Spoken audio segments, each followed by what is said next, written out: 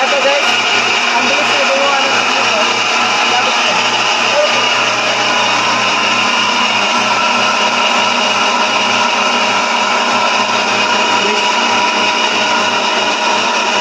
Ganda niyo.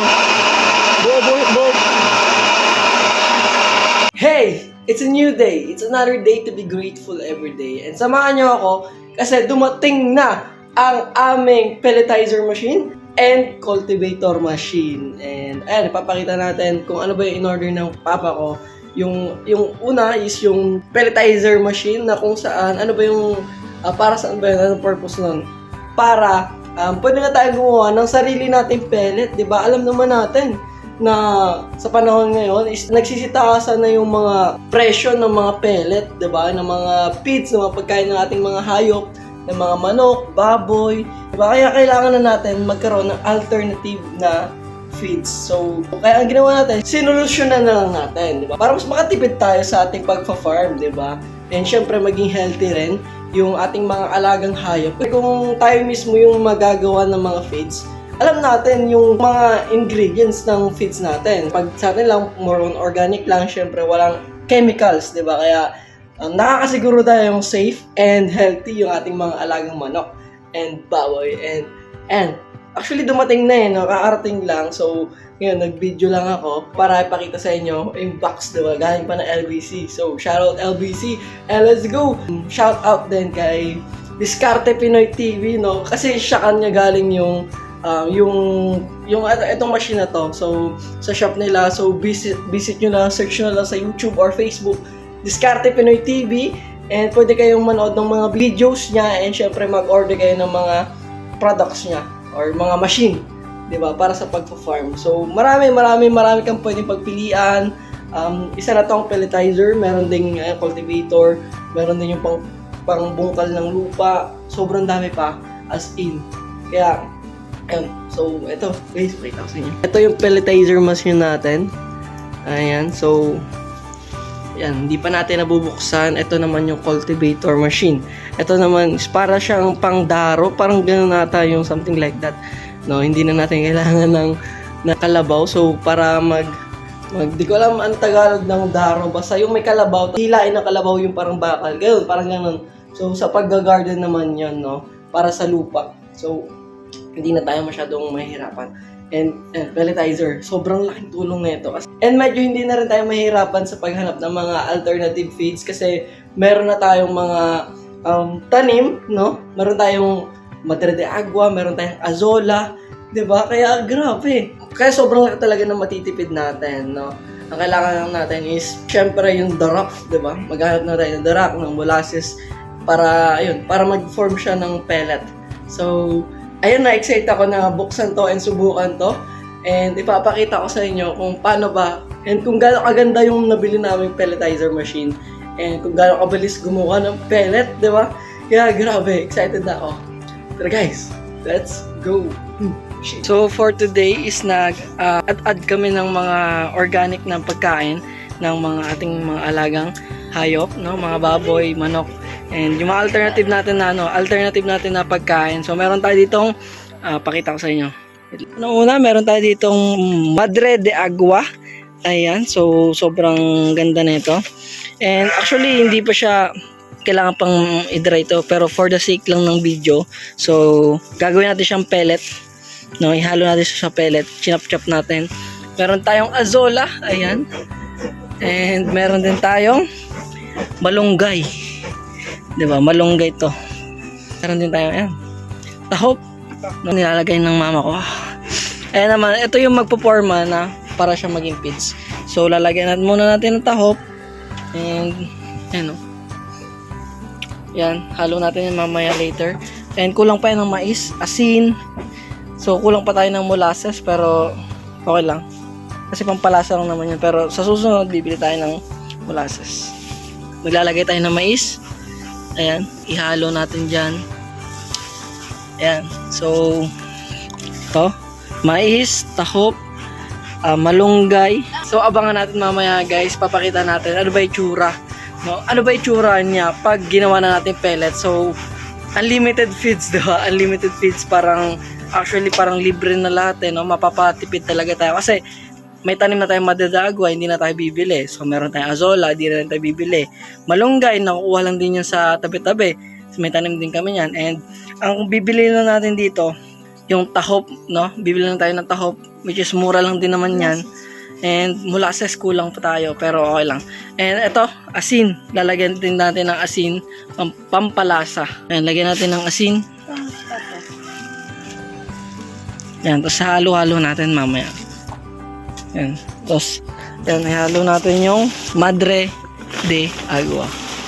So, actually, halo-halo lang yan kasi pang-anay lang yan eh. Hindi siya, ano talaga, yung na-estimate talaga. Yan. Halo na natin guys. Ayan si Mac. Mac, hi ka sa vlog, Mac. Yan. Grabe yan. Yan, halo natin. Para, ano ma, lagyan mo pa ng ano ma, tahok.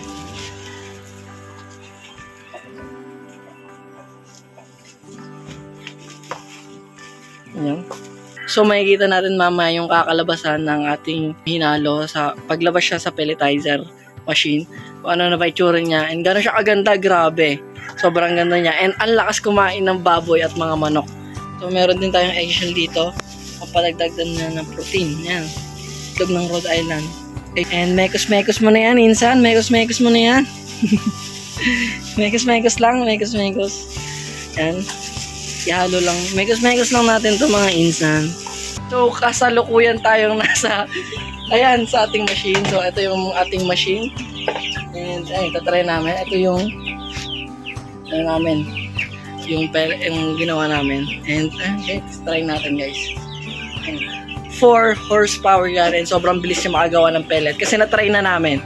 No, kaya, papakita namin sa inyo kung paano ba. Okay guys, ano pala siya, 3 yung ano niya, ano ng yung pang squeeze para maging pellet siya, kaya sobrang bilis niya magawa ng pellet. And yan, 100% copper, di ba? Kaya grabe, sobrang ganda, sobrang solid talaga niya guys. No? Sobrang bilis and mainit naman, mainit siya pag ano. Mamaya ito try natin. So tara, let's go. So tara guys, bubuksan muna natin. Yan.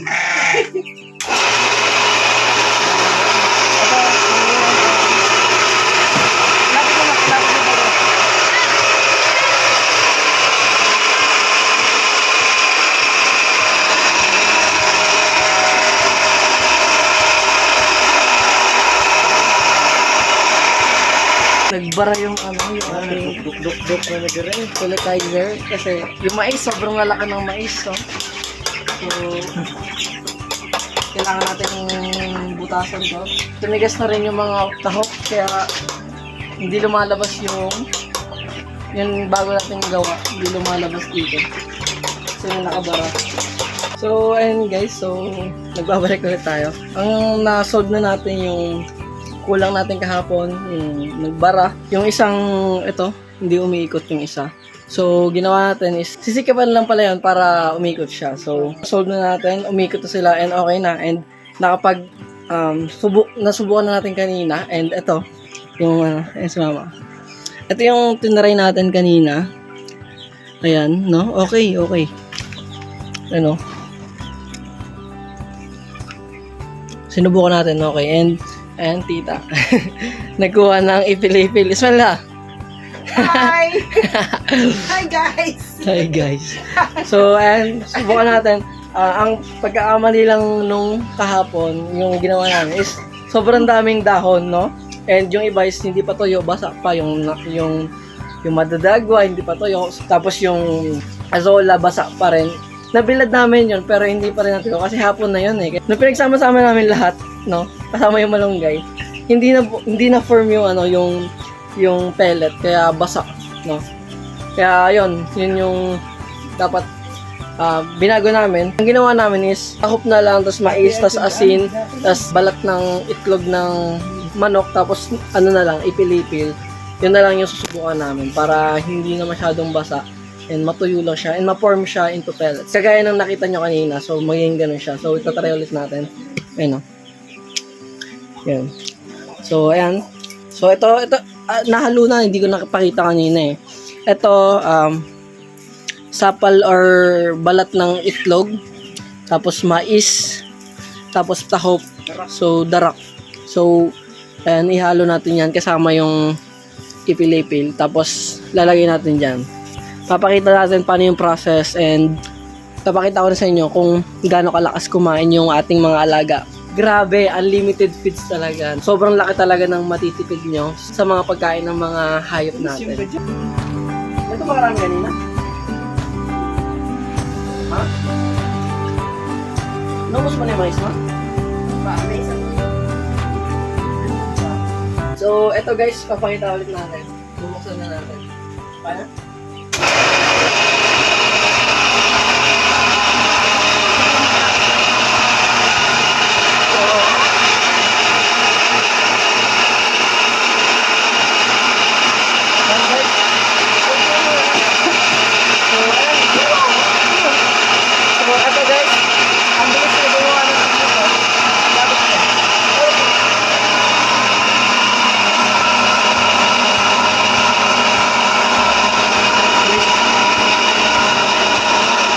Ganda niya. Buo.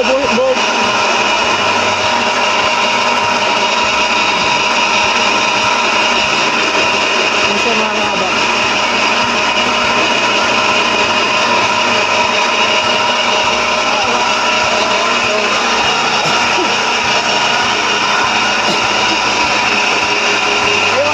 So, grabe. Sobrang bilis lang gumawa ng pellets, no? So, mga minutos lang, no? Halos kalahating sako na yung nagawa natin. Ayan, ito. Halos kalahati na siya. And ang kagandahan sa kanya is organic yung ating pinapapakain sa ating mga alagang hayop. Diba? Wala siyang mga chemicals. Kasi tayo mismo yung nag-formulate ng ng mga ingredients ng ating pellets. So, sure tayo na wala silang chemicals, no? Try natin sa ating alagang manok. Boom! Boom! Busog! Ang grabe. Ang bilis. Boom. Boom. Rhode Island Red yan, guys. Grabe. Ang bilis kumain, oh. Boom. Sarap pa. Sarap. Sobrang sarap daw ng Ayan, interviewin natin. Anong rate? 1 to 10. Gano'ng kasarap yung ginawa nating feeds? 100 daw, guys. 100. So, satisfied customer.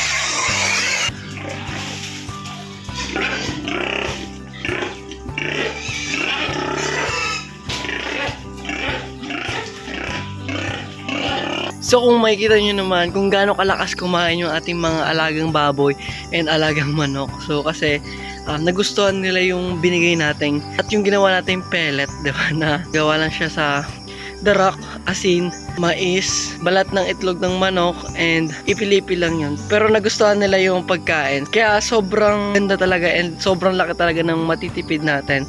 Lalo na sa pagbili natin ng mga feeds. Hindi na tayo masyadong bibili ng commercial feeds kasi pwede lang tayo gumawa ng sariling atin. And sa mga nanonood na may alam about sa formula, kung ano ba yung mga pwedeng ihalo or mga pwede pang mas ilagay na mas maganda pa or mas makakatulong pa, di ba? Mas maganda yung nutrients, no?